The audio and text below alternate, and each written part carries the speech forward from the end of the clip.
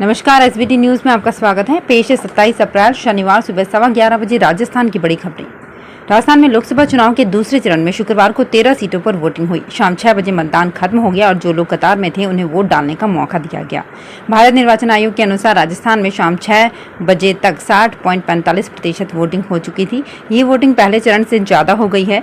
Barmer seat पर अब तक सबसे ज्यादा 70.98% वोट पड़े। बांसवाड़ा सीट पर 70.20% वोट हुआ।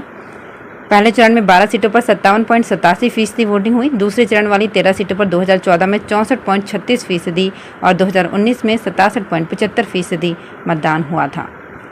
राजस्थान मुख्यमंत्री भजनलाल शर्मा का पता जल्द ही बदल जाएगा। नया पता 8 सिविल लाइंस होगा। 4 महीने बाद इंतजार खत्म हुआ है और ये मौका आया है कि वो अपने नए निवास यानी कि 8 सिविल लाइंस सीएम आवास में प्रवेश करें, पर अब भी देरी है। इस दिन मुख्यमंत्री भजनलाल शर्मा 8 सिविल लाइंस में शिफ्ट होंगे। राजस्थान में भाजपा सरकार बनने के 4 महीने बाद शुक्रवार को सीएम भजनलाल शर्मा ने अपनी पत्नी के साथ मुख्यमंत्री आवास 8 सिविल लाइंस पर शुभ मुहूर्त में पूजा अर्चना की। मुख्यमंत्री कार्यालय से अभी ये स्पष्ट नहीं हुआ है कि वो सीएम आवास में कब शिफ्ट होंगे।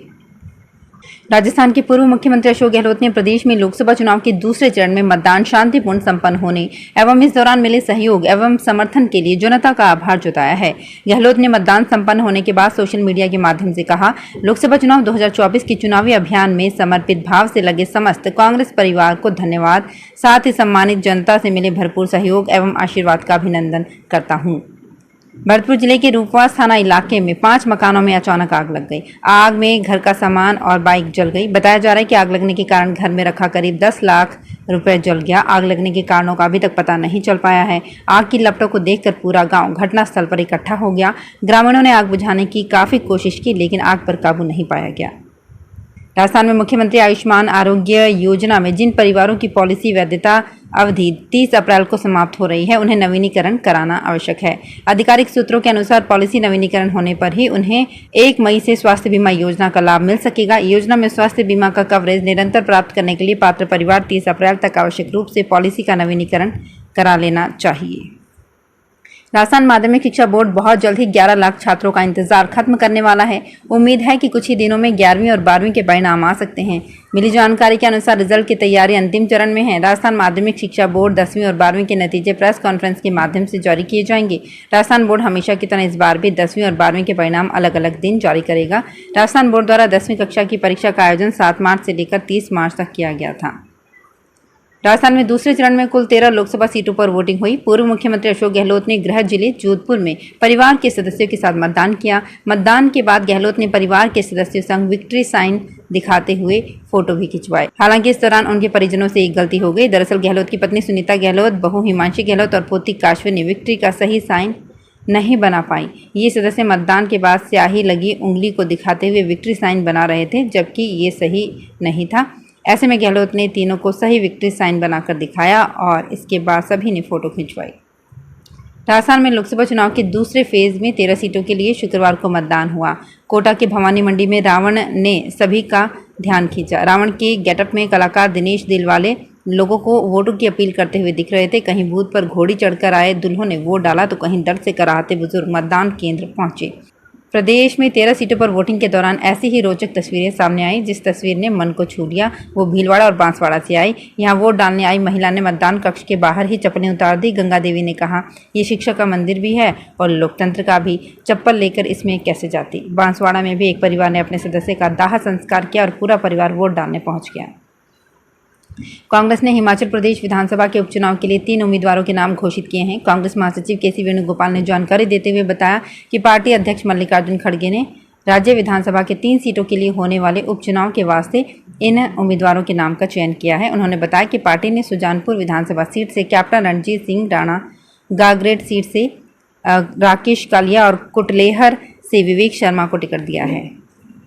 जयपुर में श्री मंगलेश्वर महादेव मंदिर, वैष्णव विहार, नांगल जैसा बोहरा में श्री महंत 1008 थानापति हीरापुरी महाराज और श्री 108 नरसिंहपुरी महाराज के सानिध्य में शुक्रवार को श्री राम एकादश कुंडीय महायज्ञ व मूर्ति प्राण प्रतिष्ठा कार्यक्रम आयोजित हुआ। धार्मिक कार्यक्रम में उप मुख्यमंत्री दिया कुमारी ने शिरकत की। कार्यक्रम में दिया कुमारी ने भगवान श्री राम का आशीर्वाद प्राप्त कर सर्व मंगल कामना की प्रार्थना की।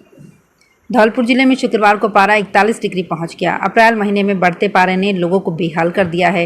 तेज धूप और लू के थपेड़ों ने लोगों को घरों में कैद कर दिया। जिले के तापमान में लगातार बढ़ोतरी बनी हुई है।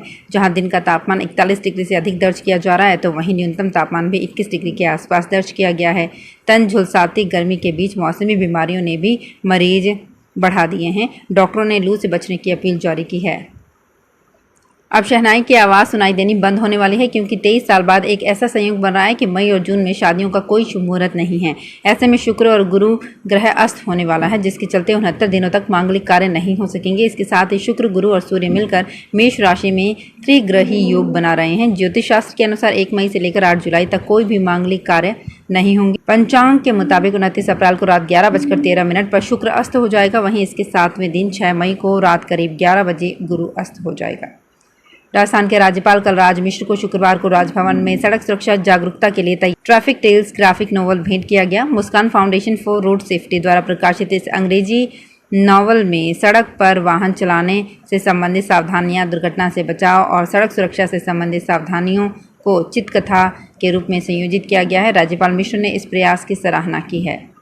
झुंझुनू में सीमा पार से संचालित आपराधिक गतिविधियों को रोकने एवं पीड़ित पक्ष को त्वरित पुलिस सहायता मुहैया कराने के लिए प्रतिबद्ध होने का दम भरने वाली पुलिस की हकीकत ये है कि सीमा पर कार्यरत थानों में ना तो पूरा स्टाफ है और ना ही संसाधन। हरियाणा के महेंद्रगढ़ एवं भिवानी जिलों की सीमा के साथ लगते पचेरी कला एवं बुहाना पुलिस थाने में मुकदमों की अधिकता के बाद भी पुलिस महकमे की तरफ से ना तो स्टाफ बढ़ाया जा रहा है और ना ही नए वाहन उपलब्ध कराए जा रहे हैं। हालत यह है कि दोनों थानों में स्टाफ की कमी के साथ खटारा वाहनों से काम चलाना पड़ रहा है। वाहनों की हालात यह है कि चलने के बाद कहां रुक जाएं, इसका कोई पता नहीं है। सरकार 2024 में मानसूनी बारिश सामान्य से ऊपर रहने के अनुमान के बीच खाद्य वस्तुओं की कीमत कम होने की उम्मीद कर रही है। नई दिल्ली में गुरुवार को जारी वित्त मंत्रालय की मार्च की मासिक आर्थिक रिपोर्ट में ये भी कहा गया है कि आगे चलकर विदेशी मुद्रा की तेज आवक और व्यापार घाटा अनुकूल रहने के कारण रुपए के बेहतर दायरे में रहने का अनुमान है। आर्थिक मामलों के विभाग द्वारा जारी मासिक रिपोर्ट में कहा गया है कि आने वाले समय में खाद्य कीमत में और कमी की संभावना है। तो फिलहाल इस बुलेटिन में इतना ही। फिर हाजिर होंगे कुछ और बड़ी खबरों के साथ। अगर आप भी अपने आसपास की छोटी बड़ी और महत्वपूर्ण खबरों से अपडेट रहना चाहते हैं तो सब्सक्राइब कीजिए हमारे चैनल SBT न्यूज को और प्रेस कीजिए बेल आइकन पर।